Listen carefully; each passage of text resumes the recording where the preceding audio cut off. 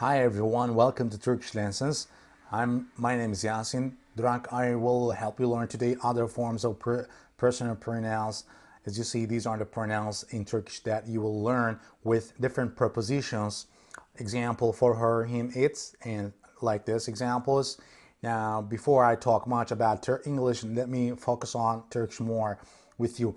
All right, let's see here for him, it, and him and it. In Turkish, we say onun için, onun için, ona, onun için, ona. So we use this two different examples, object pronouns in Turkish. Now let's see examples here on the left in English. Now here, this is the English versions. Now let's say this in Turkish, what they are like, Okay, now here we say ona bir sürprizim var. Ona bir sürprizim var. Or you can say onun için bir sürprizim var. Onun için bir sürprizim var. You can, change your voice toning up and down. It's all about how you would like to stress the, words on which word you would like to say this. This is kind of important in Turkish. It's all about you, how you would like to use it. So ona bir sürprizim var, or you can say onun için bir sürprizim var. That's how we say in Turkish.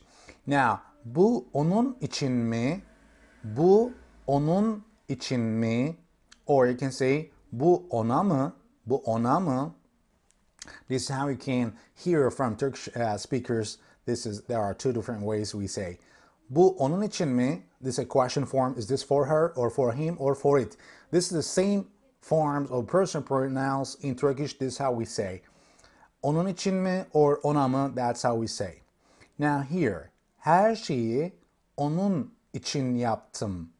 Her şeyi onun için yaptım. Her şeyi onun için yaptım.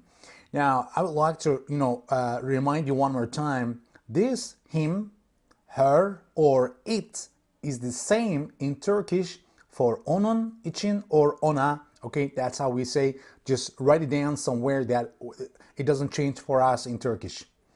All right, now let's see other examples to her, to him, or to it. All right, now let's see these examples on the left as you see in English, and let's see here on the right in Turkish. Let's start now. Ona bir şey vereceğim. Ona bir şey vereceğim.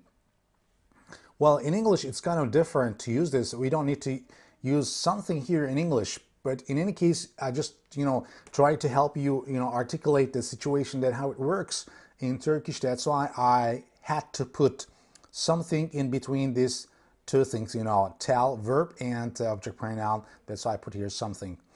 All right, now let's see here. Ona bir şey söyleyeceğim. Ona bir şey söyleyeceğim. Ona bir şey söyleyeceğim. Ona gerçeği söyledin mi? Ona gerçeği söyledin mi? Ona gerçeği söyledin mi? So this is how we say in Turkish. Now let's see here with her, with him, with it. So here in Turkish we say onunla, onunla.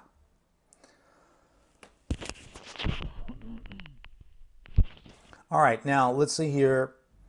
Do it with her, or do it with him, or do it with it. You can say that. Bunu onunla yap. Bunu onunla yap. Bunu onunla yap. Onunla gidemem. Onunla gidemem. Onunla gidemem. Onunla paylaşman gerekiyor. Onunla paylaşman gerekiyor. That's how we say with him, with her, or with it. That's how we say onunla for all different forms in Turkish.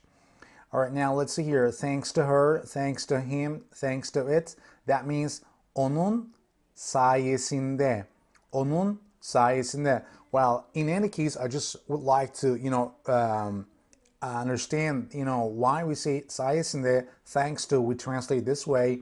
That means if he or if she or if it didn't help, that we wouldn't be here, or we wouldn't do that, or we haven't done blah, blah, blah. In different forms, you can use these forms. That's why we say sayesinde in positive form all the time.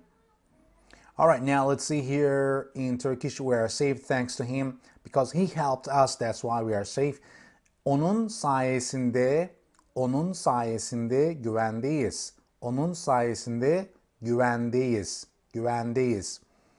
Onun sayesinde projeyi tamamladık. Onun sayesinde projeyi tamamladık. Onun sayesinde buradayım. Onun sayesinde buradayım. Now let me say this in a normal pace of talking. Now let's see this in Turkish, how we say this. Onun sayesinde güvendeyiz. Normal, this is how it sounds. You know, the speed of talk may come up like this. Onun sayesinde güvendeyiz. Onun sayesinde projeyi tamamladık.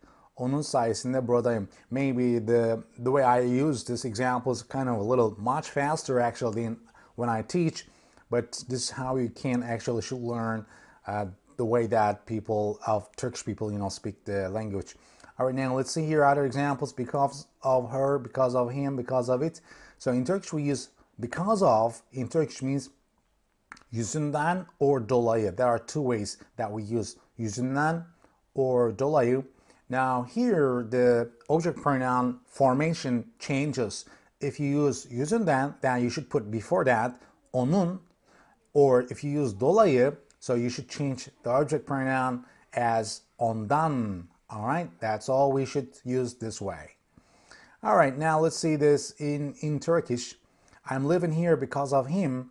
Onun yüzünden, onun yüzünden burayı terk ediyorum. Onun yüzünden burayı terk ediyorum. Or you can say, ondan dolayı burayı terk ediyorum. Okay, let's remove this blue part. Now let's put this part. Ondan dolayı burayı terk ediyorum. This is the same. Because of blah blah blah. Him or her or it. All right. Onun yüzünden bu evi satıyoruz. Onun yüzünden bu evi satıyoruz. All right. You can remove this part and you can put this example here. Ondan dolayı, second form of object pronoun of him or her or it, and put here, then say ondan dolayı bu evi satıyoruz.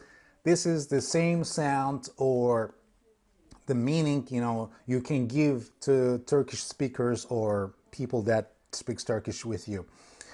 Onun yüzünden buradayım. Onun yüzünden buradayım. That means I'm here because of her or because of him or because of it. You can say this way, onun yüzünden, or you can say ondan dolayı. Well, I hope it's clear enough information for you to understand. Before I finalize this lesson here today, let's see here özet, which means summary. Now let's try to remember all the time. It really helps. Onun için, ona, onunla, onun sayesinde, onun yüzüne. Let's repeat one more time. Let's make it slower. Onun için, ona, onunla, onun sayesinde, onun yüzünden. Look, the pronunciation, I mean, not the pronunciation, the toning, the voice, go up, go down, you know, changes like this, you know, when you use different prepositions with different objects. It's the same with other object pronouns as well. When you use different prepositions, the toning changes all the time. That's all I would like to share with you. I hope it's been a good lesson for you. If you have any questions, please don't forget to write your comments below my video on my YouTube channels. And don't forget to subscribe and like our lessons as well. And I really appreciate your time. And if you have any further requests for lessons, just write down. I will already, you know, assess your comments. I already read your comments fully. So thank you. Bye for now.